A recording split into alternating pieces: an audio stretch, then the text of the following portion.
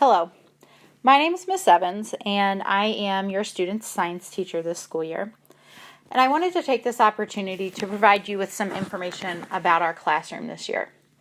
My contact information will be listed on the last slide for you if you would like to contact me regarding any questions or concerns. I first want to start out with an explanation of a flipped mastery classroom, which is what we will have this year. In a traditional classroom, which most of you, myself included, grew up with, a set of learning objectives will be introduced to the class at the beginning of a unit. The teacher then delivers content to students. Students take notes. They perform activities and homework that relate to those notes. Maybe there's a quiz throughout some of those things, and then they take a test. Now, in a flipped mastery classroom, there are a lot of similarities. Students are given objectives, students will take notes, there'll be activities that are tied to those objectives, and there are assessments such as quizzes and tests. But one of the main differences in a flipped classroom is the delivery of content. In a traditional classroom, a teacher will stand up in front of the class and lecture, and then the students will then get practice problems and they'll take them home and do homework. And they're doing them on their own without the teacher's assistance. Now, in a flipped classroom, the lectures are pre-recorded and the student will watch and listen to the lecture on their own, and then they work on practice problems and activities that relate to that content in class when the teacher is available to help and answer any questions. I have pre-recorded what I typically would lecture in class, and your student will have access to this online. With this approach, your student will be able to rewind, fast forward, pause, and rewatch any part of the lecture that they might need to. Students are able to receive the information at a pace that's most appropriate for them. And because information delivery to the whole class isn't taking up class time, the students can use this time to ask questions, get clarification, and they can also work collaboratively with their peers. Now, in the traditional classroom that we're all used to, the entire class is working through objectives and assignments at the exact same time. They quiz at the exact same time, and then everyone tests at the same time, and then we all move on together, no matter how each individual did on any assignments and quizzes and the test. And then we just repeat that same sequence, unit after unit. With mastery learning, the set of objectives that the student gets are broken down into very small learning opportunities or lessons. After each learning opportunity, every student will take a mini assessment that will cover whatever that specific objective was. Students must achieve an 80 to an 85% on each assessment in order to move on. So that's listed here for us.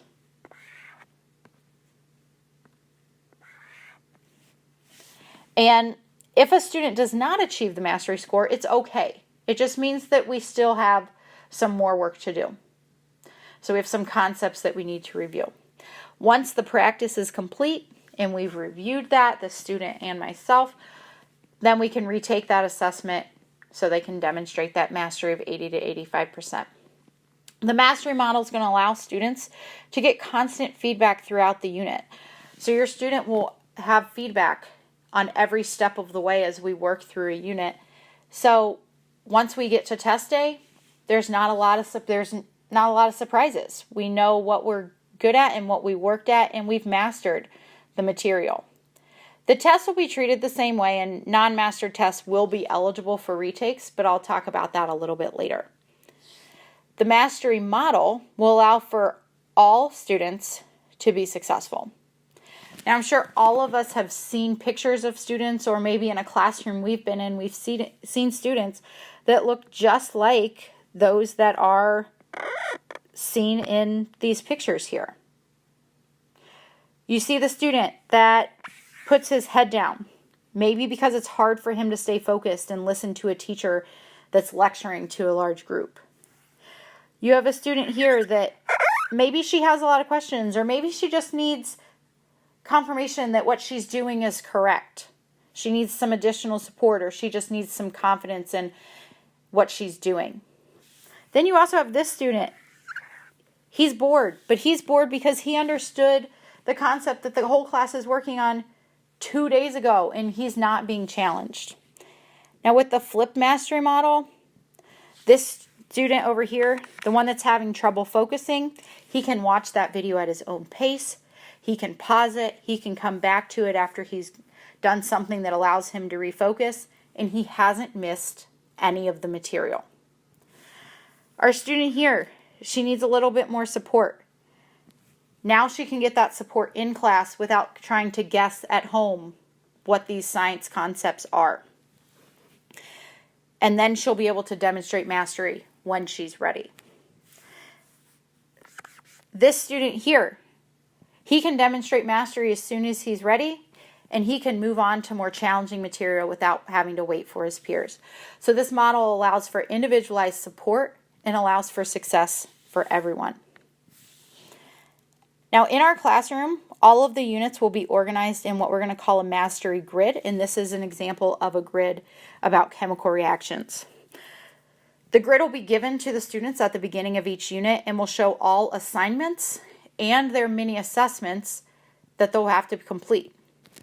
Now starting at level 1, students will begin to build the foundational knowledge by learning vocabulary terms and doing things that require lower level thinking skills, such as recall of information.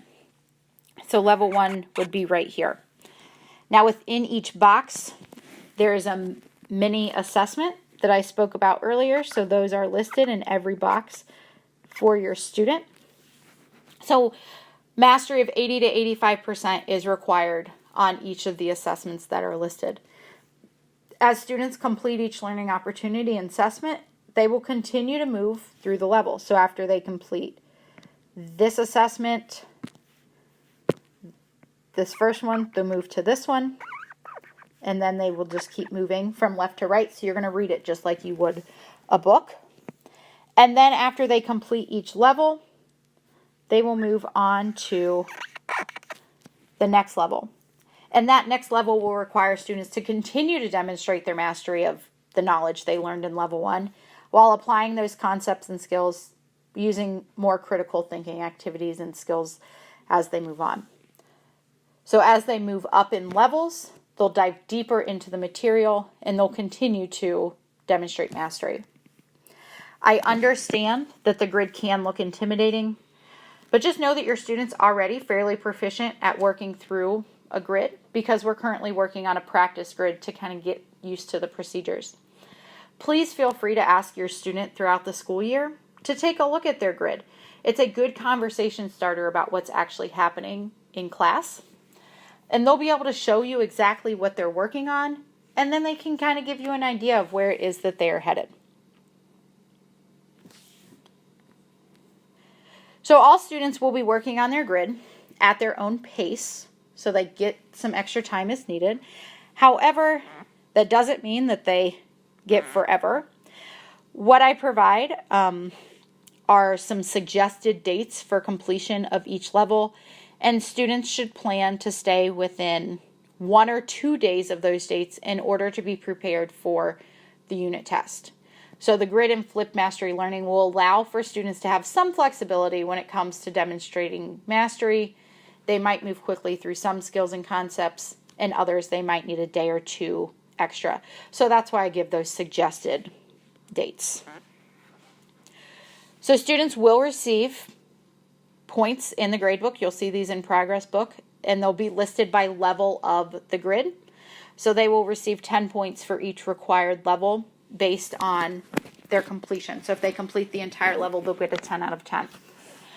Now you may see a grade of a 0 in the gradebook, and what that means, and you'll see this in the comments, is that means your student has not completed that level by the suggested date. However, if your student demonstrates mastery after the date, they will earn full credit.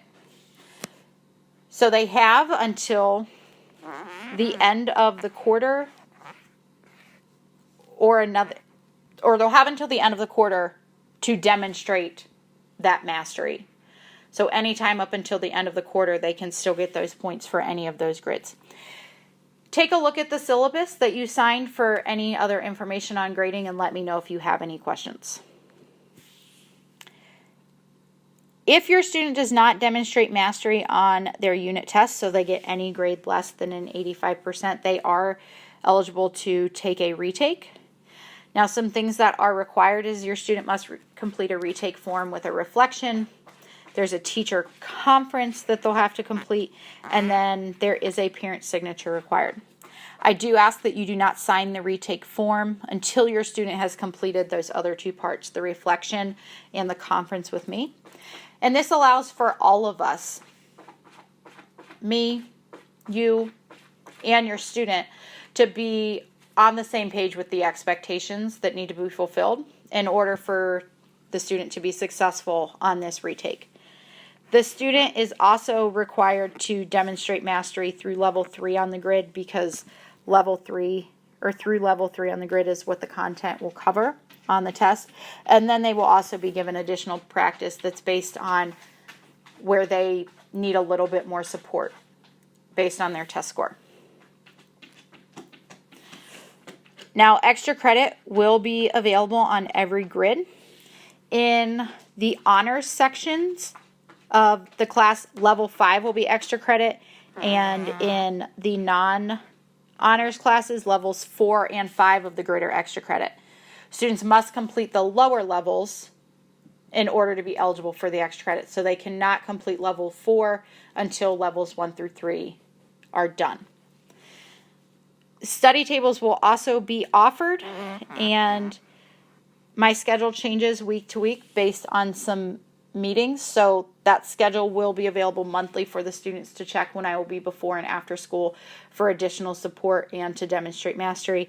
And students will also be given one period of study hall a week in order to come in during the school day to do both of those things as well.